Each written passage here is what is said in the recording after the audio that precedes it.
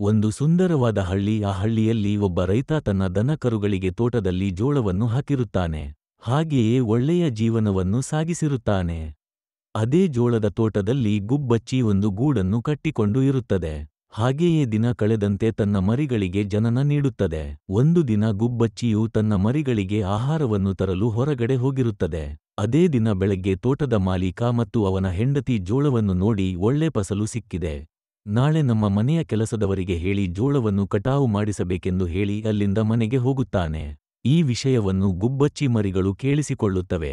ಸಂಜೆ ಗುಬ್ಬಚ್ಚಿ ಅವರ ತಾಯಿ ಗೂಡಿಗೆ ಬಂದಾಗ ಗುಬ್ಬಚ್ಚಿ ಮರಿಗಳು ಬೆಳಗ್ಗೆ ನಡೆದ ಸಂಗತಿಯನ್ನು ತಾಯಿಗೆ ತಿಳಿಸುತ್ತಾರೆ. ಇವತ್ತು ಬೆಳಗ್ಗೆ ಮಾಲೀಕ ಮತ್ತು ಅವನ ಹೆಂಡತಿ ನಾಳೆ ಬೆಳಗ್ಗೆ ಕೆಲಸದವರಿಗೆ ಹೇಳಿ ಜೋಳವನ್ನು ಕಟಾವು ಮಾಡಿಸಬೇಕೆಂದು ಮಾತನಾಡುತ್ತಿದ್ದರು. ಈ ಸಂಗತಿಯನ್ನು ಕೇಳಿಸಿಕೊಂಡ ಅವರ ತಾಯಿ ನಗುತ್ತಾ, ಅದರ ಬಗ್ಗೆ ನೀವು ಜಾಸ್ತಿ ಯೋಚನೆ ಮಾಡಬೇಡಿ, ಯಾರೂ ಬರೋದಿಲ್ಲ ಅಂತ ಹೇಳಿ ನಿದ್ದೆ ಮಾಡಲು ಹೋಗ್ತಾರೆ. ಗುಬ್ಬಚ್ಚಿ ಹೇಳಿದಂತೆ ಮರುದಿನ ಯಾರೂ ಕೂಡ ಜೋಳವನ್ನು ಕಟಾವು ಮಾಡಲು ಬರುವುದಿಲ್ಲ. ಅದೇ ದಿನ ಸಂಜೆ ತೋಟದ ಮಾಲೀಕನು ತೋಟದ ಬಳಿ ಬಂದು, ಜೋಳವನ್ನು ಕಟಾವು ಮಾಡಲು ಇವತ್ತು ಆಗಲಿಲ್ಲ, ನಾಳೆ ಏನೇ ಆದರೂ ತಮ್ಮ ಮನೆಯ ಆಳುಗಳಿಗೆ ಹೇಳಿ ಕಟಾವು ಮಾಡಿಸಬೇಕೆಂದು ಮನೆಗೆ ಹೊರಟು ಹೋಗುತ್ತಾನೆ. ಈ ಸಂಗತಿಯನ್ನು ಗುಬ್ಬಚ್ಚಿ ಮರಿಗಳು ತನ್ನ ಅಮ್ಮನಿಗೆ ಹೇಳುತ್ತಾರೆ.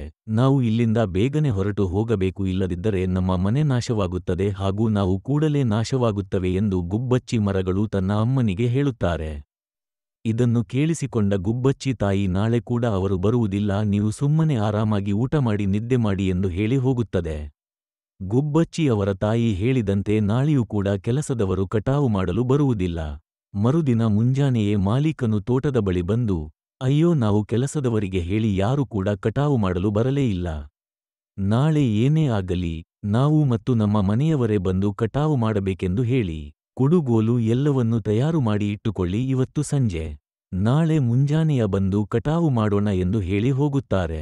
ಈ ವಿಷಯವನ್ನು ಕೇಳಿ ಗುಬ್ಬಚ್ಚಿ ಮರಿಗಳು ತನ್ನ ತಾಯಿಗೆ ಹೇಳುತ್ತಾರೆ. ಆಗ ಗುಬ್ಬಚ್ಚಿ ಹೇಳುತ್ತದೆ, ಹೌದಾ ಸರಿ, ಮತ್ತೆ ನಾಳೆ ಮುಂಜಾನೆ ಈ ಜಾಗವನ್ನು ಬಿಟ್ಟು ಬೇರೆ ಜಾಗವನ್ನು ನಾವು ಹುಡುಕಿಕೊಳ್ಳಬೇಕು, ಇಲ್ಲದಿದ್ದರೆ ನಾವು ಇಲ್ಲೇ ನಾಶವಾಗುತ್ತವೆ ಎಂದು ಮರುದಿನ ಮುಂಜಾನೆಯೇ ಗುಬ್ಬಚ್ಚಿಗಳು ಜಾಗವನ್ನು ಬಿಟ್ಟು ಬೇರೆ ಜಾಗಕ್ಕೆ ಹೊರಟು ಹೋಗುತ್ತವೆ.